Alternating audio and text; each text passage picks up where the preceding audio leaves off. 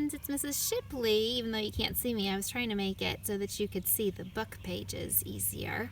It's called Two Bad Ants, our book this week, so I tried to do it outside where the ants live. I don't actually see any down there right now, but I'm sure they're there. This book is by Chris Van Allsburg. You might recognize that author's name from another book that is pretty popular. A lot of the classes read it in December, The Polar Express. Does that ring any bells?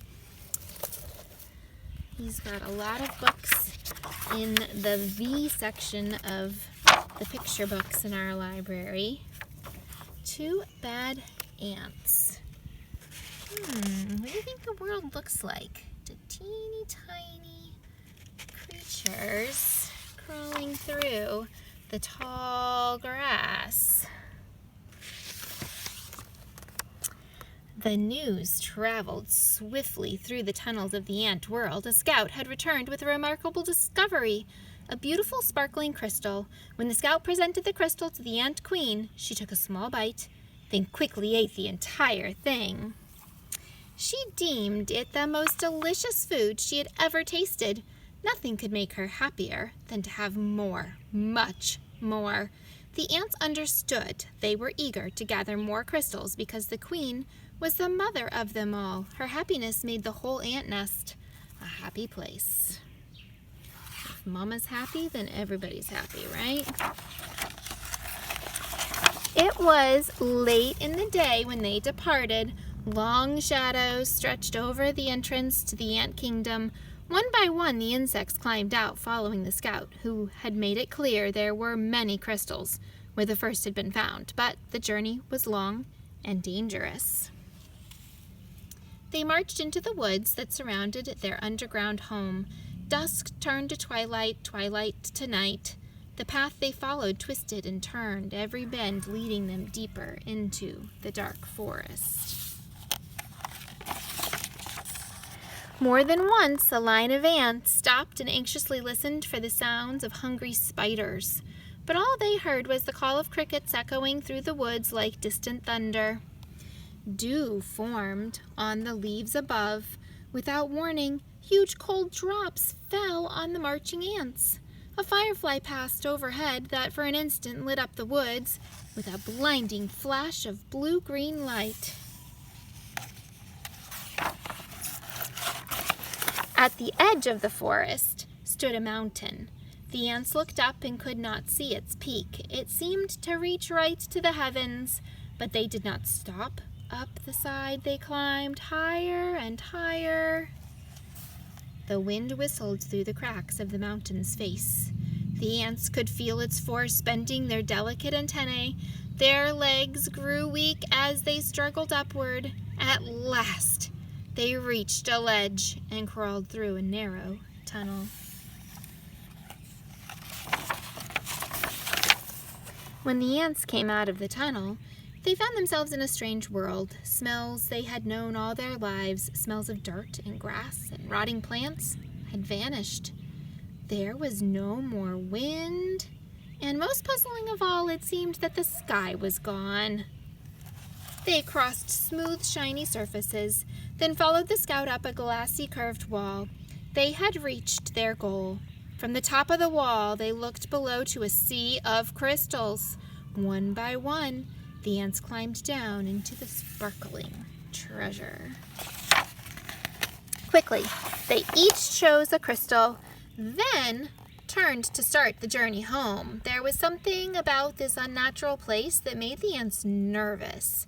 In fact, they left in such a hurry that none of them noticed the two small ants who stayed behind. Uh-oh.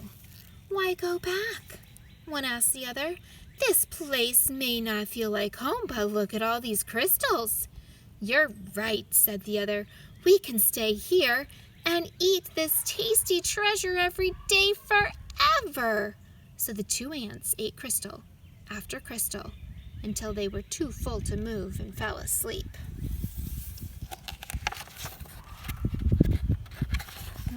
Pages. Daylight came. The sleeping ants were unaware of changes taking place in their newfound home. A giant silver scoop hovered above them, then plunged deep into the crystals. It shoveled up both the ants and crystals and carried them high into the air.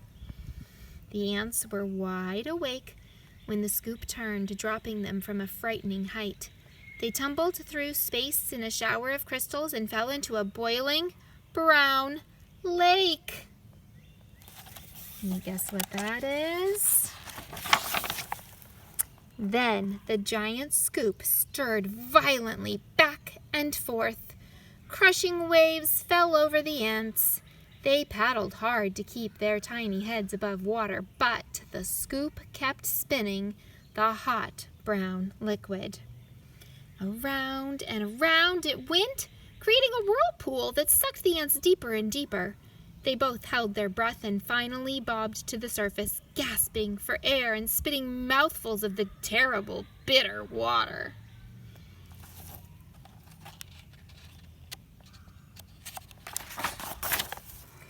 Then the lake tilted and began to empty into a cave. The ants could hear rushing water and felt themselves pulled toward the pitch-black hole. Suddenly, the cave disappeared and the lake became calm. The ants swam to the shore and found that the lake had steep sides. They hurried down the walls that held back the lake. The frightened insects looked for a place to hide, worried that the giant scoop might shovel them up again. Close by, they found a huge round disc with holes that could neatly hide them. So they had just been in a cup of coffee. What do you think is next? But as soon as they had climbed inside, their hiding place was lifted, tilted, and lowered into a dark space.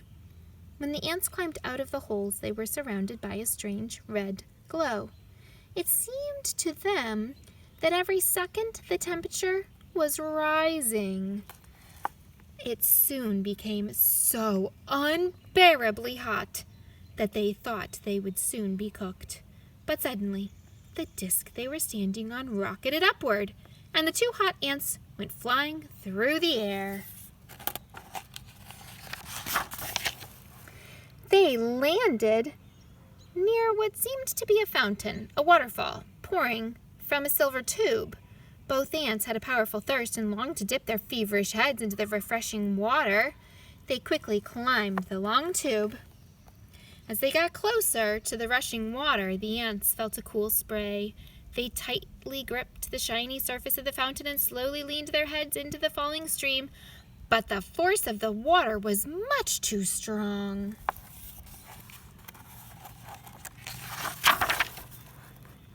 The insects were pulled off the fountain and plunged down into a wet, dark chamber.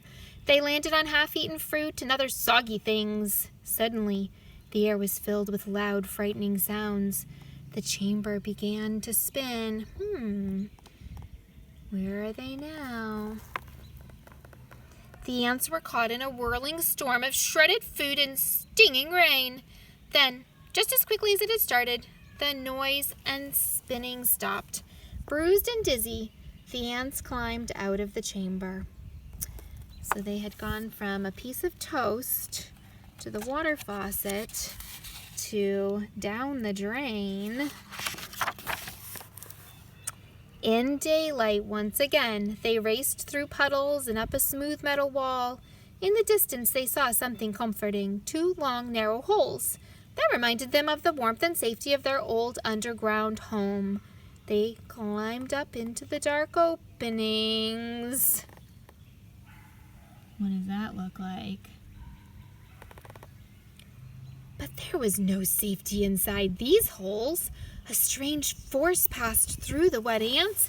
They were stunned senseless and blown out of the holes like bullets from a gun. That when they landed, the tiny insects were too exhausted to go on. They crawled into a dark corner and fell fast asleep.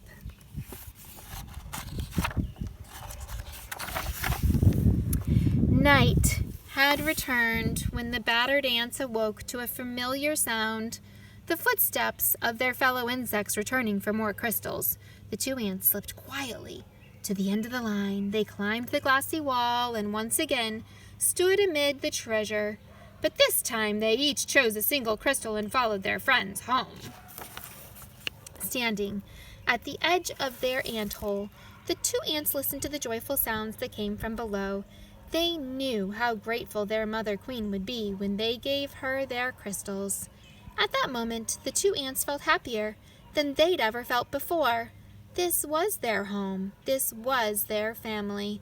This was where they were meant to be. The end.